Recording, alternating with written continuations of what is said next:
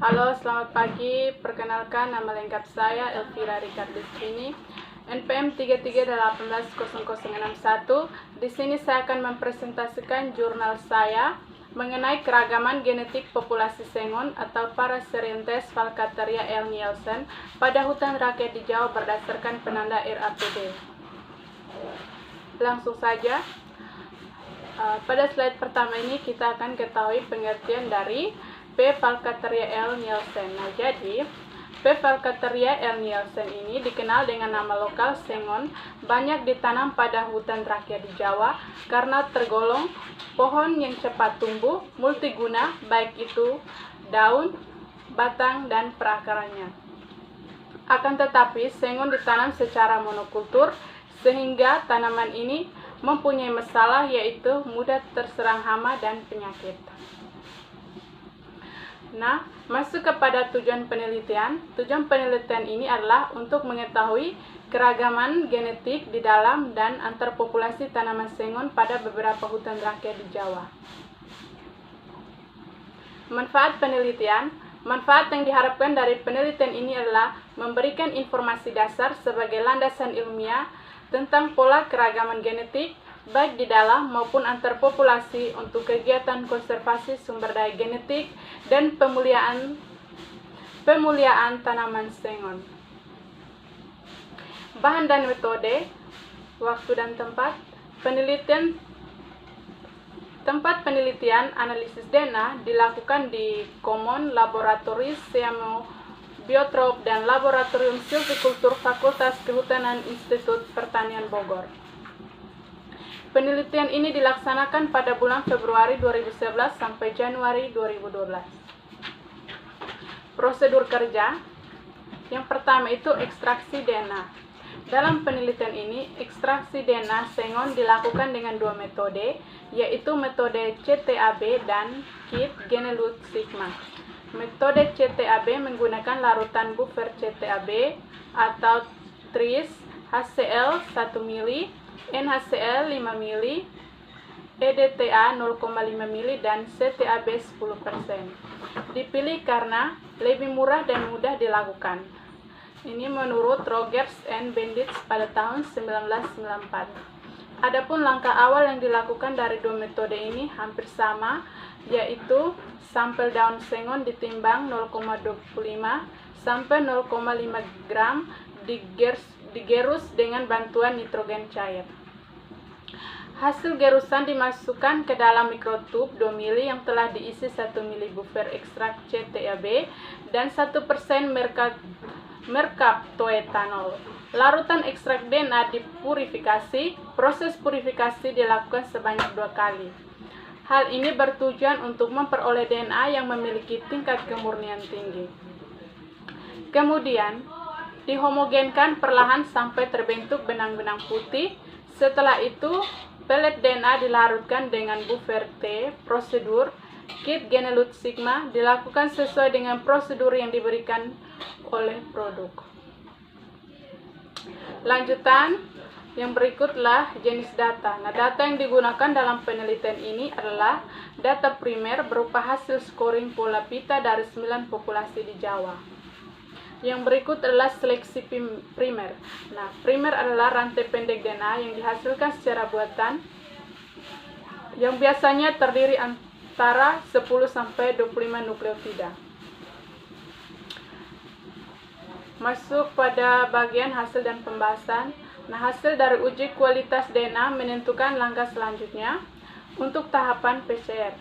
Dalam penelitian ini dilakukan dua metode ekstraksi DNA, yaitu dengan buffer CTAB dan ekstraksi dengan menggunakan kit Genelut Sigma. Dapat dilihat hasil ekstraksi DNA pada gambar 3. Pada gambar terlihat bahwa DNA yang dihasilkan oleh metode kit Genelut Sigma lebih murni dibandingkan dengan CTAB yang masih mengandung kontaminan. Salah satu keuntungan analisis keragaman menggunakan teknik molekuler yang memanfaatkan teknologi PCR adalah kuantitas DNA yang dibutuhkan hanya sedikit.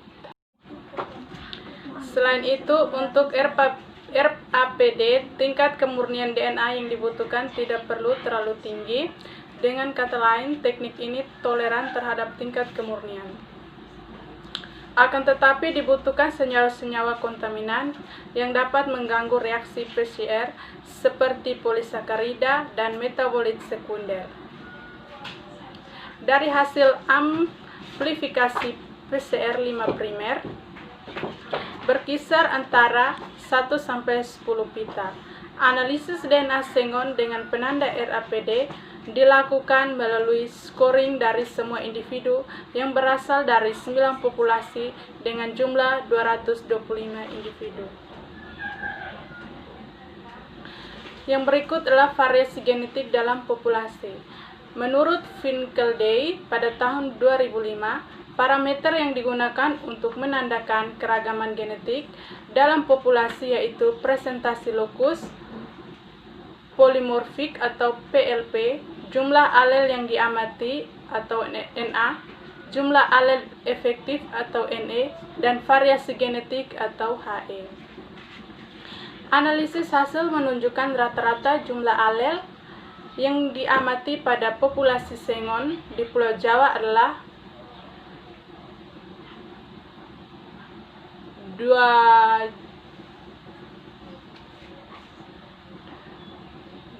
juta dan rata-rata jumlah alel efektif adalah 1,3.280. Adapun nilai rata-rata keragaman genetik atau HE pada total populasi sengon di Pulau Jawa sebesar 0,2349 dan persen lokus polimorfis atau PLP pada populasi sengon dalam penelitian mencapai 100%.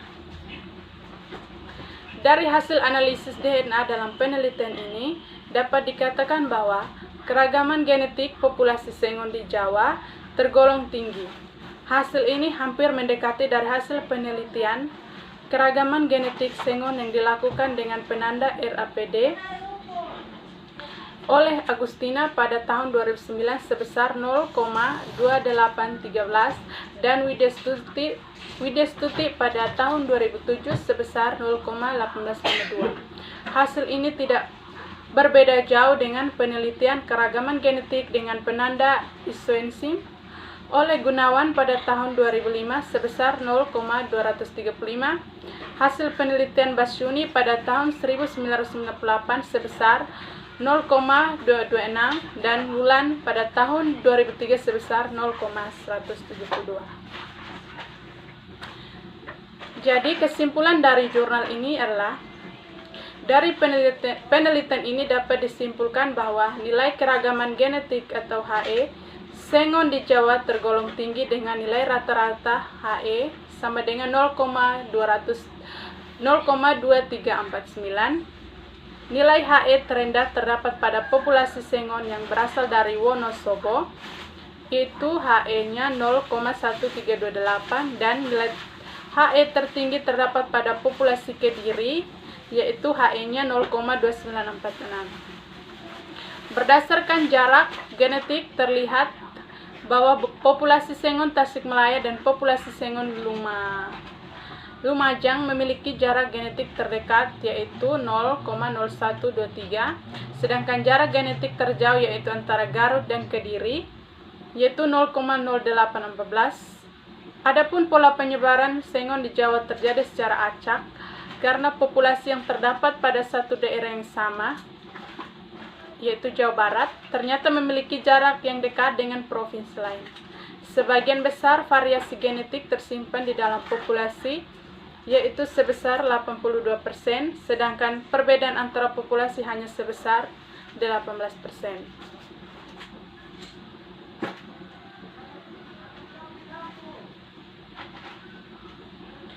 Dan ini adalah gambar dari pohon sengon. Nah, pohon sengon ini klasifikasi ilmiahnya itu kerajaannya Plantae, divisinya Magnoliophyta, kelas Magnoliopsida, ordonya itu Fabales, familinya itu Fabaceae, subfamilinya itu adalah Mimosuidae, genusnya itu adalah Paracerianthes, spesiesnya itu adalah Pelfalcateria. Oke, baik, terima kasih. Inilah hasil presentasi jurnal saya. Sekian dan terima kasih.